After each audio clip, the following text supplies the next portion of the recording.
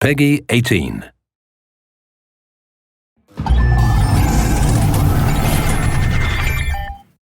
Hello everyone, I'm Colin Graham. I'm the animation director on Watch Dogs, and today I'm excited to present to you a vertical slice of the Watch Dogs free roaming experience.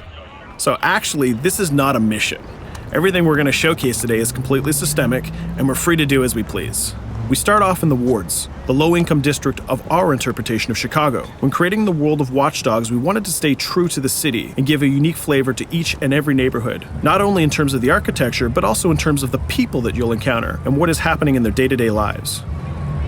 In the wards, you'll see working-class citizens, rusty cars, gang members, abandoned houses, and low-grade pawn shops. It's really not the kind of place that you're going to want to be alone after dark. Nowadays, modern cities are increasingly managed by software, controlling traffic lights, electricity grids, and surveillance systems. In our version of Chicago, this management software is called CTOS, or the Central Operating System. The CTOS controls everything in the city, and it was created by the Bloom Corporation. Since the CTOS has been installed in Chicago, people get to work faster, the crime rate is dropped, and the communication networks are now more accessible and stable than they ever were before. It goes without saying that if everything is connected, somebody able to take over the system would be extremely powerful. At this point in the game, we don't have control over this district's CTOS system. The icons that you see over people's head mean that we cannot hack into their mobile devices at the moment. We need to find the CTOS control center, install a backdoor virus into the system to take control over all of the infrastructure in this district. There it is, the CTOS control center.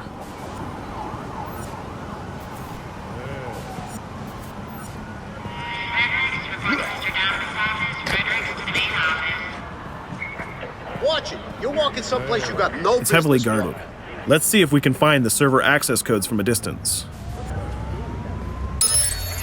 With cameras, we can explore restricted areas without being spotted, tag different guards, and access details on their lives. What the hell is she doing with that weasel motherfucker? It seems that Bloom employees all have a sort of shady past. There it is, the access code to the server room. Unfortunately, we can't access the server via the cameras. We need to sneak inside. One thing that was really important to us when we designed Watch Dogs was to fully support different player styles. Every situation in the game can be tackled the way the player sees fit.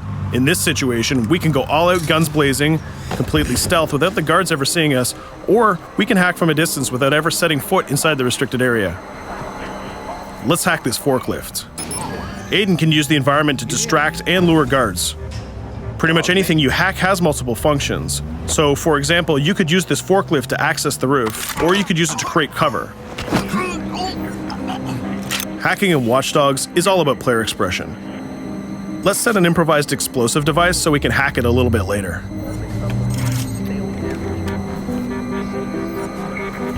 You'll also notice Aiden's low-profile stance. This indicates when the guards are unaware of our presence. We'll try to reach the upper level of the building to see if we can gain a vantage point over our opponents. Everything in the environment can be hacked, so we're going to make some dynamic cover. That's how you spend a day off. Some quality meat. We'll use this forklift to lure the guard towards our IED that we set earlier. Let's see how this plan unfolds. You're working them on.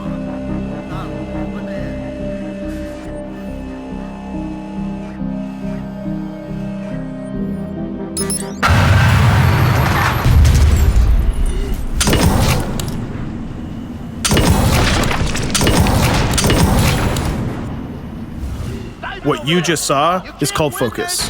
It represents Aiden's analysis capabilities and his quick reflexes. This gives the player more time to combine core game mechanics together, such as shooting, hacking, and driving, in order to handle more complicated situations.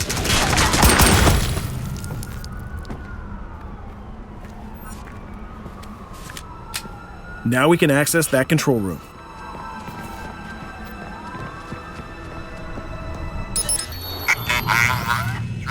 Drop 2, 5.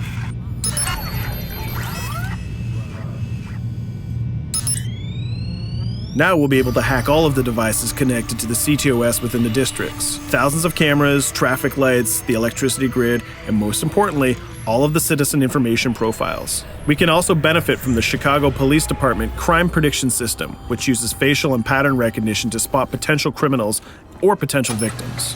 Since this is a pretty rough neighborhood, I'm pretty sure we're going to stumble on some suspected criminal activity pretty soon. And there it is. The system just pushed an alert of a potential crime. We can see the system trying to triangulate the location on our minimap. Take note, this isn't a mission. This can happen anywhere at any time. We've just spotted a potential victim. It's always up to the player if he wants to investigate or not, to take action or not. So let's see how this turns out. Yeah, you're right. Could I just...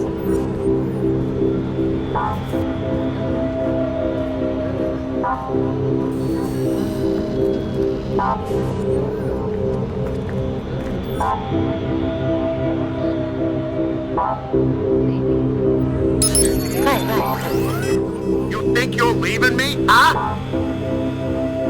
Jesus, I told you to stay away from me! You belong to me now. Get it? You better leave or I'll call the cops! I'll fucking kill you, goddammit. Get off! Yo, that was close. Good thing that we intervened. We managed to prevent the crime, but we triggered a chase. From here, the criminal's behavior is unpredictable. He can try to get away, shoot back at us, surrender, or call for backup.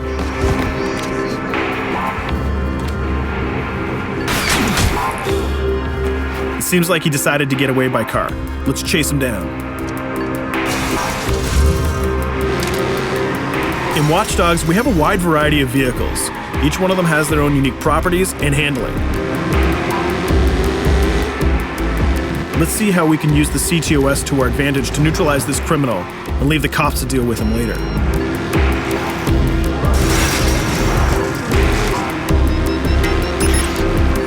The chase stops right here. Using the blockers usually reserved for the cops during interventions, we managed to stop this criminal without killing him. This gives us a reputation bonus. This system is at the core of the Watch Dogs experience. Depending on how we handle different situations in the game, the media and the citizens will have a different perception of our hero, whether he is a true vigilante or a reckless criminal. This will have repercussions throughout the game. Now, let's head for the Loop, the historical district of Chicago, where you're going to find the most iconic buildings in the city.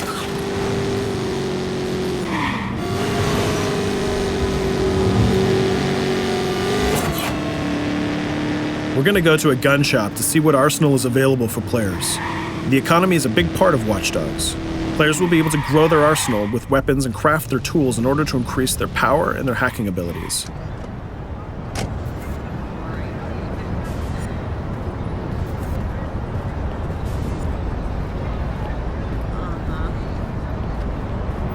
No, it's okay.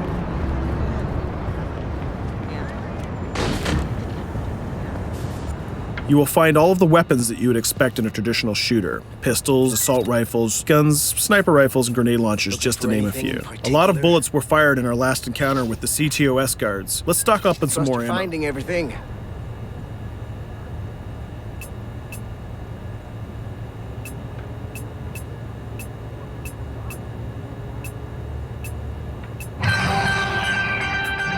As we mentioned earlier, the media keep track of your actions and the citizens are going to react according to the perception that they have of you. Here, the media is reporting a crime in which you are the #1 suspect. The gun shop owner recognized you and decided to trigger a silent alarm to notify the police. Copy that. Possible one suspect presumed armed and dangerous. Police are now trying to locate the source of the threat using the surveillance system in the city, represented by the yellow circles on the minimap. Come in, PS3.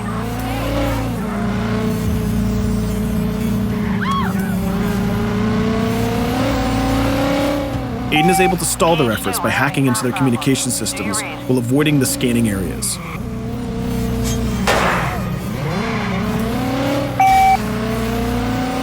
PH units, do you copy? Repeat, squad to all PH units. Once they've lost our trail, we can go back to our activities.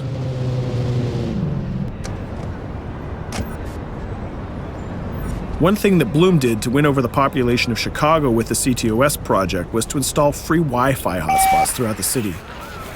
Free Wi-Fi is cool, but not very safe with someone like Aiden Pierce around. Hacking into this box is going to give us access to every device that's connected to it. So let's see where that brings us.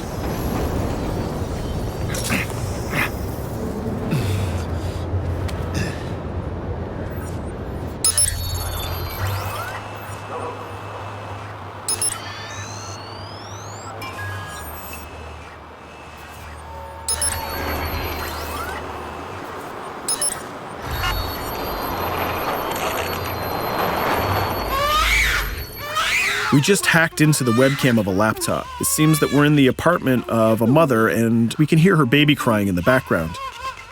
Her bank information is in her mobile phone sitting right there on the table in front of us. It's totally up to the player whether we decide to steal it or not. Of course, this won't affect our reputation because nobody can witness this action. Just like in real life, nothing is totally black or white, but rather many shades of gray. This is exactly the situation where we want the player to question his own morality.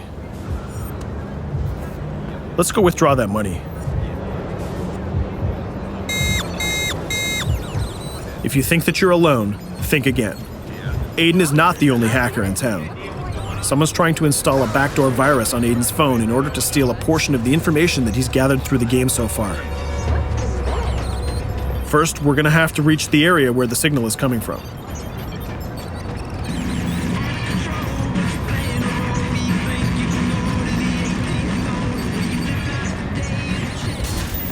Using our profiler, we're going to try to identify the hacker before the installation finishes.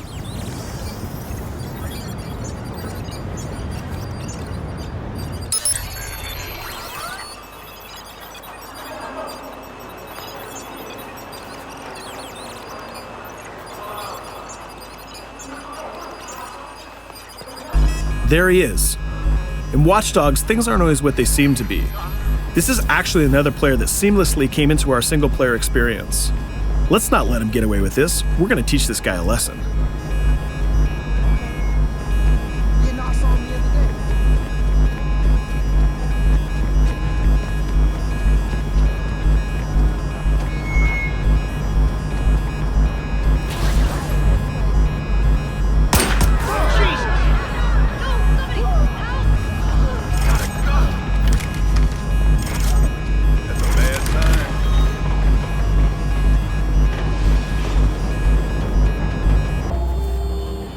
We stopped the hack, but the hacker managed to get away.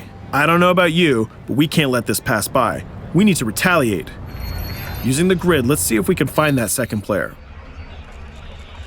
There he is. Let's enter his game seamlessly.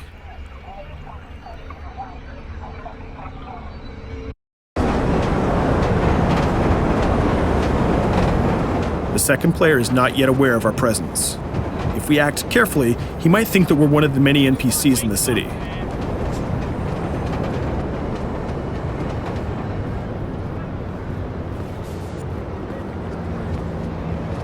What was that?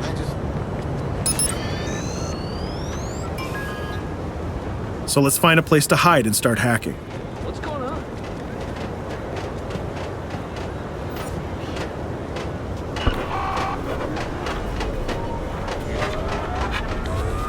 The second player has just been alerted that a breach has occurred on his phone. He's trying to find us using his profiler.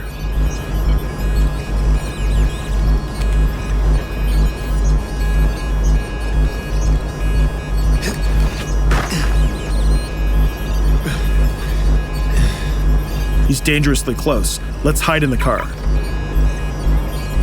We're spotted. Let's get out of there.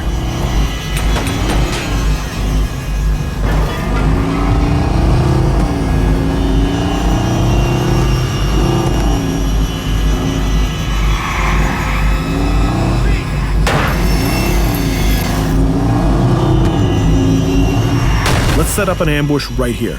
By dragging the other player back here into the alley, we make sure that no civilians get hurt during the firefight. We didn't succeed in hacking the second player, but we did get a little bit of revenge. So that's what we have time for today. We hope you enjoyed our quick gameplay session. Stay tuned for more about Watch Dogs.